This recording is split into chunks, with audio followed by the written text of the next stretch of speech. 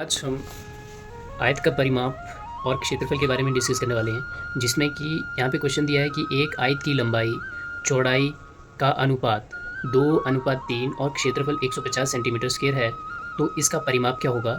45 centimetre, 50 centimetre, 60 centimetre या फिर 40 centimetre. तो आइए इस पहले क्वेश्चन की हम सीधी और सिंपल ट्रिक करने वाले हैं, जिसमें कि हम देखेंगे कि अगर आयत का हमारे पास क्षेत्रफल दिया है तो परिमाप कैसे फाइंड आउट करते हैं। तो सबसे पहले हम इसमें क्या करेंगे कि परिमाप निकालना, तो हम वैल्यू को x मान लेंगे।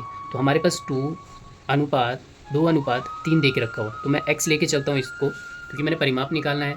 तो इन दोनों का जो क्षेत्रफल होता है, अगर क्षेत्रफल का फॉर्मूला क्या होता है कि लंबाई गुणा चौड़ाई, ठीक है। तो इन दोनों को मैं मल्टीप्लाई कर दूंगा और 150 सेंटीमीटर स्क्वायर जो हमारे पास क्षेत्रफल दे के रखा है वो निकाल देता हूँ। तो इन दोनों को जब निकालूंगा तो कितना आ जाएगा? 2×3 6x स्क्वायर बराबर 150। तो यहाँ पे कितना आ गया? 150 आ गया। जब 150 आ जाएगा तो इसको जब कितना आ जाएगा? 25 छिके 150, तो एक्स स्क्वायर कितना आ गया मेरे पास? 25 आ जाएगा और एक्स की वैल्यू मेरे पास 5 आ जाती है। तो यहाँ पे एक्स की वैल्यू अगर मेरे पास 5 आ रही है तो मल्टीप्लाई कर दूंगा मैं 5 के साथ यहाँ, और यहाँ पे भी मल्टीप्लाई कर दूंगा मैं 5 के साथ। तो यहाँ पे कितना आ जाएगा मेरे पास? 5 दूनी 10 आ जाएगा, और यहाँ पे कितना आ जाएगा मेरे पास? 5 दिए 15। तो अब जो मेरे पास एरिया होगा, क्षेत्र परिमाप पूछा हुआ, तो पी की वैल्यू कितनी आ जाएगी? पी इंटू क्या फॉर्मूला होता है? L plus B. तो एल कितना एक देख रखा हूँ मेरे पास 10 है, और एक मेरे पास 15 आ जाती है। तो 2×10 = 15। तो यहीं से जो मेरे पास वैल्यू निकल के आती है वो जो निकल के आ जाएगी, तो कितना हो जाएगा? 25, और 25 को 2 के साथ मल्टीप्लाई कर दूंगा तो आंसर कितना आ जाएगा? 50 सेंटीमीटर। तो दैट मीन्स हमारे पास बी ऑप्शन जो है ये आंसर निकल के आता है। अब आइए दूसरा क्वेश्चन देखेंगे कि एक आयत की लंबाई चौड़ाई का अनुपात 5 और 2 है और क्षेत्रफल 360 सेंटीमीटर देके रखा हुआ है, तो इसका परिमाप क्या होगा? बोलता है 84 होगा, 42 होगा, 70 होगा या 56 होगा। तो इसकी भी हम सीधी और सिंपल ट्रिक करने वाले हैं, जिसमें कि हमारे पास अनुपात दे के रखा हुआ 5:2 दे के रखा हुआ, और जो क्षेत्रफल है वो कितना है? 360। अब इसको मैं x मान लेता हूँ, और जब मल्टीप्लाई कर दूंगा इसको तो कितना आ जाएगा? 5 दिए और 5 दूनी 10 आ जाएगा, 10x² आ जाएगा, और यहाँ पे कितना आ जाएगा? 360। तो ये जब कटेगा तो 36 से कटेगा, तो x की वैल्यू कितनी आ जाएगी मेरे पास? ये यहाँ से और ये यहाँ पे 6, x की वैल्यू आ गई 6। तो परिमाप कितना हो जाएगा मेरे पास? फिर से 2×L प्लस बी। तो जब x की वैल्यू मैं इसमें पुट करता हूँ तो गुणा कर दूंगा मैं किसके साथ? 6 के साथ, और इसमें भी 6 के साथ गुणा कर दूंगा। तो कितना आ जाएगा मेरे पास? 5 के 30, और यहाँ पे कितना आ जाएगा? 6 दूनी 12। तो कितना आ जाएगा? 2 5 के 30 आ गया, ठीक है, 5 के 30 और जमा आ गया 12। तो ये कितना आ जाएगा? 42। कितना आ जाएगा यहाँ से? 2 गुणा, और यहाँ पे कितना आ जाएगा? 30 और 12 कितने हो जाते हैं? 42 हो जाते हैं। 2 दूनी 4, 4 दूनी 8, मतलब 84 सेंटीमीटर आ गया। तो ये आंसर निकल के आ गया।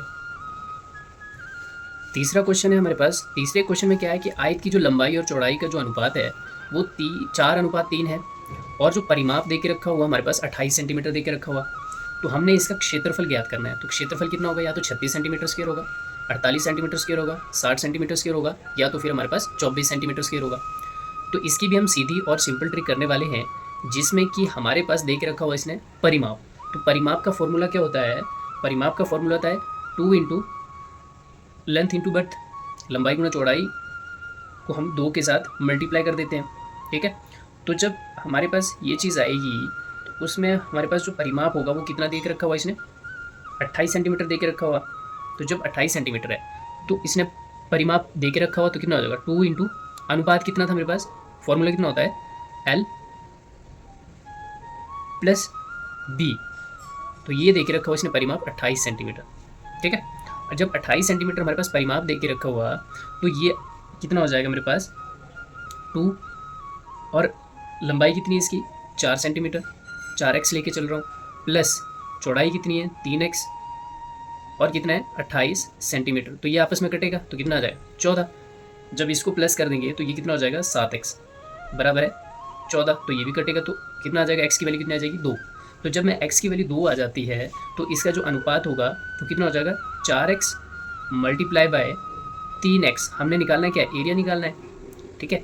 जब एरिया निकालेंगे तो एरिया निकालने के लिए हम लोग क्या करते हैं, लेंथ और ब्रेड्थ को मल्टीप्लाई कर देते हैं। तो यहाँ पे x की वैल्यू अगर मैं कितनी कर देता हूँ, 2 कर देता हूँ, कुछ 2 के साथ मल्टीप्लाई, और यहाँ पे कितना 2 के साथ मल्टीप्लाई कर देता हूँ, तो मेरे पास कितना जाता है, 4 दूनी 8 मल्टीप्लाई बाय 3 दूनी 6, तो कितना 8 के 48 जो है 48 सेंटीमीटर स्क्वायर जो है मेरे पास आंसर निकल गया था। तो बी ऑप्शन जो है करेक्ट आ जाता है।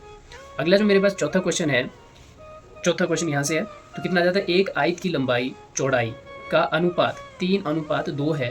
तो परिमाप हमारे पास 60 दे के रखा हुआ, तो क्षेत्रफल ज्ञात करना है, क्षेत्रफल क्या होगा। तो परिमाप का मैंने बोला कि फॉर्मूला क्या होता है, 2 इंटू लेंथ प्लस विड्थ।